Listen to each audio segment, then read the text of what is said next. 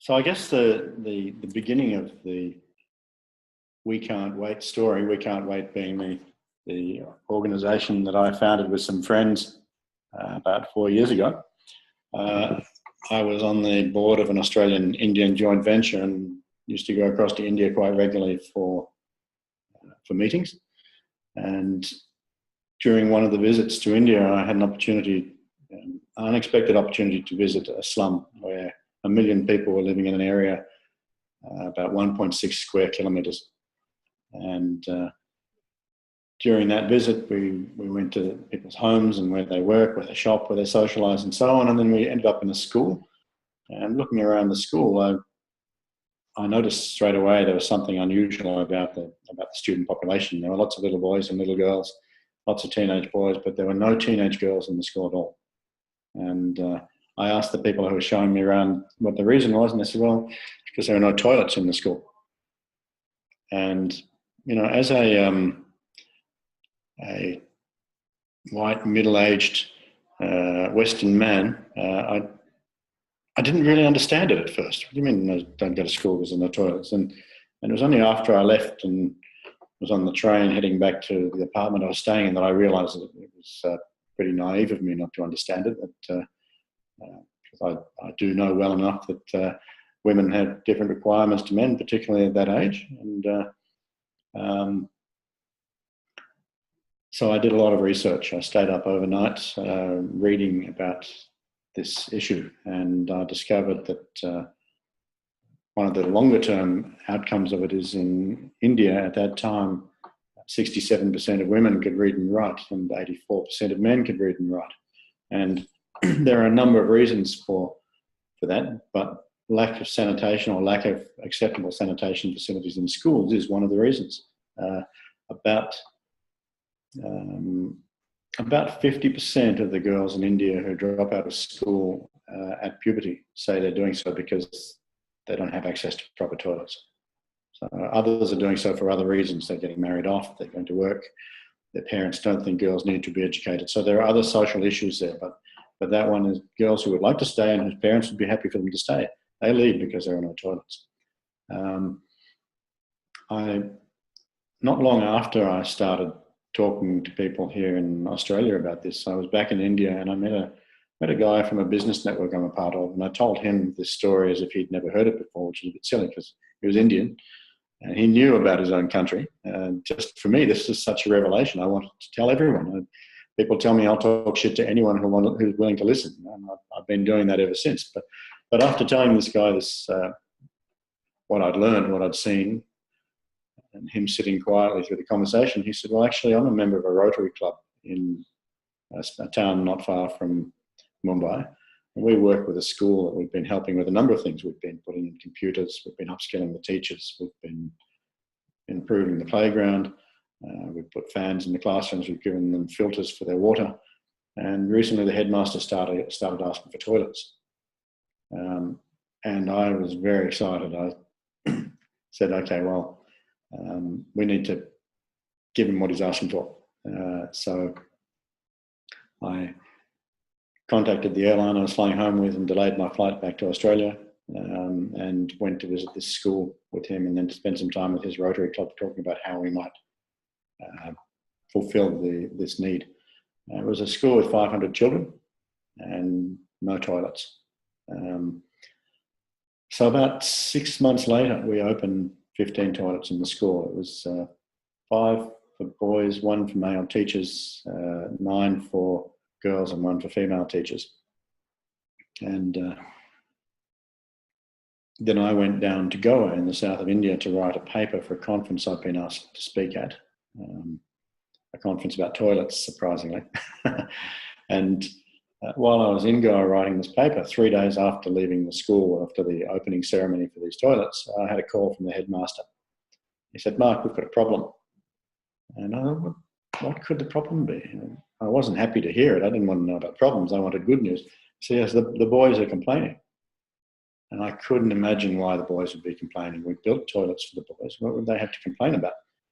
And he said, yes, they're complaining because the queue for drinking water has become longer because the girls have started drinking water during the day. Now, this is something that was totally out of the blue for us. It didn't cross our mind. But of course, if there's no toilet and you drink water, you're in a bit of trouble. The boys will go behind a tree or behind the building, whatever. The girls don't have that option. Certainly adolescent girls don't. So they would wait till they get home to drink. Then about 2 months later, I had a call from the guy who'd introduced me to the school. I was in Australia and he called and he was very excited. And when Indians are excited, they speak fast. And when they speak fast, they're quite hard to understand. And I'm pretty good with it. But anyway, I had to ask him to slow down. Tell me what's going on. He said he'd been to visit the school unannounced. We had an agreement with the school that we would do random inspections to ensure that they weren't doing a special cleanup just before we arrived. And he said he arrived and there was a contractor there changing over the sanitary bins. Now, that was momentous because before the toilets were open, there were no sanitary bins to change over. The fact that they had to be changed over means they were being used. So we've gone from a situation where there was no provision to now they're being used. And the headmaster told us at the time that the daily absentee rate across the student body had dropped from about 10% a day down to 1% a day within 2 months of opening these toilets. So we had a situation where within 3 days of opening the toilets, we had real world impact through girls drinking water.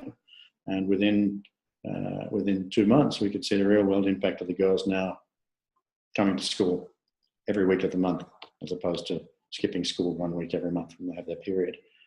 So this was just a huge and momentous change in the lives of these girls through such a simple actions as putting in toilets. So we decided we wanted to do a lot more of this work. So from that first school with 500 toilets 3 and a bit years ago, we've now built another 200 to 250 toilets. We've gone from reaching, so that was 500 children, 15 toilets in the first school. We've now reached 25,000 children. And by the end of this year, it'll be 50,000. My favourite story, if I've got time for my favourite story, there's a project that we're looking at the moment, which involves 100 schools in 87 villages. And these are all very small schools, 25, 30, maybe 40 children maximum. They're all primary schools. Most of them have no toilets. Some have toilets, but they're unusable. And so I went with the guy who brought this project to me to visit a few of the schools. And one school in particular stood out for me. There were 25 primary age children in the school, and they had one female teacher, 25-year-old teacher, and there was no toilet. So I asked the teacher how she managed. And she says, well, I ride on the bus to school every day. It takes me a couple of hours to get to work, and then I work all day, then I take the bus a couple of hours home, and then I have a big drink of water. Even in the height of Indian summer, she not drinking water. So we're just reconfirming this impact of not having toilets. So then I asked her through the interpreter, well, how do you manage when you have your period? And she said, well, the children don't go to school that week. It's devastating to think that this woman's private personal needs should be so public. They're made so public that suddenly everyone in the community knows teacher's got her period. I mean, who the hell's business is that? You know, it's just private stuff. And so it's very terrible impact on personal dignity. So this is a big project. It's 100 schools, 87 villages. It's not going to happen overnight. But I said to the guy who'd taken me there, you know what? While we're working on the whole project, let's just fix this one. Let's do this one. So I had about $500 in my pocket, and I gave it to him and said, can you come up with the rest? He said, yeah, we got the rest. So the whole thing is about $1,000. They put this toilet in very quickly, and a couple of months later, I had a message from the teacher through the guy who was my contact over there, saying that the first thing she does when she comes to school now is have a big drink of water. And the next thing she said is that last month was the first month since I've been teaching here that children have been to school every day of the month. We've gone from 500 kids to, by the end of this year, 50,000. By the end of next year, we hope it'll be 250,000. Our vision is to reach 1 million children by the end of 2019, which is Gandhi's 150th birthday. What we're finding already is that there are some projects being started by other groups, which the catalyst for them was seeing the work we were doing. And we believe we're already losing track of some of the projects that are starting as a result of the work that we started. There are many other people doing this kind of stuff as well from other angles, but the work we started is, we're going to lose count. So the million is a figure we'll never prove, but we don't need to prove it. What we need to show is that this is a grassroots thing that we're very proud to have played a small role in starting, and it's getting a life of its own. As you have seen, I get pretty emotional about this. I think the thing that stands out about this work is the simplicity of it, plus the fact that it ticks so many boxes. I mean, if you look at the United Nations, previously the Millennium Development Goals and now the Sustainable Development Goals, and you look at Rotary's 6 areas of focus, they're all looking for improved educational outcomes, improved outcomes for women and adolescent girls in particular. They're looking for health outcomes. They're looking for economic outcomes. Now, the evidence is absolutely clear. For every extra year spent in school, a girl's lifetime economic outputs or lifetime income is 5 to 7% higher for every extra year. So an extra 3 or 4 years in school lifts them out of poverty.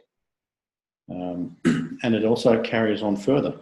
A girl who leaves school at 13 and starts having children at 13, 14, when her son is rude to her, she doesn't have the self-confidence or the education or the understanding of her rights and her position in society to be able to respond properly. A girl who's had a better education will much more likely be able to stand in front of her son and say, "You don't talk to me like that."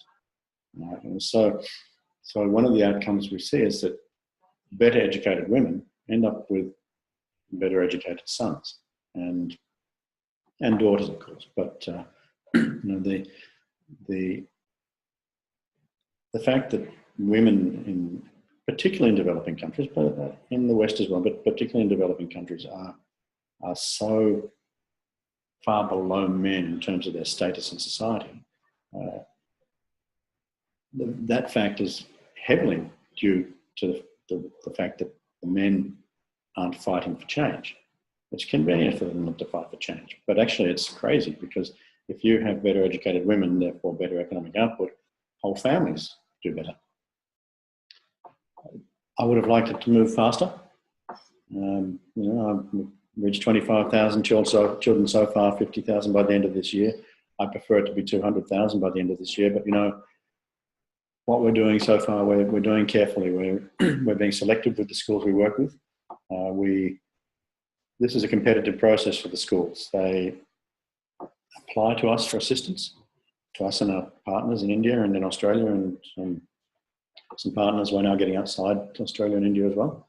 They apply to us for our support, and they need to prove that they're worthy of it. Because if you have it's one thing that the children need it, but if you have a headmaster who doesn't really care, or a school board that hope will pay for it so they don't have to, or parents who are not going to listen when the kids come home and say, "This is what we're doing at school, you really got to get a toilet at home," they're the wrong schools for us to work with. We're also clear that we're not selecting schools where the job is too difficult. Like some parts of India, water is a real issue. And if you don't have a certain amount of water, it's hard to flush. our attitude is someone else can look after those schools because they need to be looked after as well. We're looking for maximising our success rates. Too many stories of development projects around the world with high failure rates, and we don't want to be one of those statistics. And so far, touch wood, we haven't seen any failures. And I don't know how many years you have to wait to determine, and also how we measure failure and success. To me, the big measures are reduced absentee rate. And absentee rates are caused by a couple of things. When the girls, they're caused, of course, while they're menstruating. But absentee rate among the boys is because if they're in an environment where people are going to the toilet, defecating outside, everything's dirty, everything's full of bacteria, they're sick all the time. So a lot of the time boys are absent because they've got diarrhea. Now, if you've got a toilet at school and you've got diarrhea, at least you've got a solution. But also, once you've got the toilets at school, incidence of diarrhea drops off. We haven't got direct evidence of that from our projects yet, but there is evidence from the World Health Organization and from, I think the Bill and Melinda Gates Foundation have done some research in it, and some others. Evidence is clear that people have access to proper sanitation facilities and education around proper water, sanitation, hygiene, and behaviour, which is called WASH, water, sanitation, hygiene. If you have the infrastructure and the education program, you have less incidence of diarrhea, you have less incidence of child mortality. I visited a town in Cambodia where nearly 10% of the children die before the age of 5. And most of that's caused by waterborne diseases. Now, if you can reduce the incidence of waterborne disease by having proper sanitation, clearly those numbers are going to change.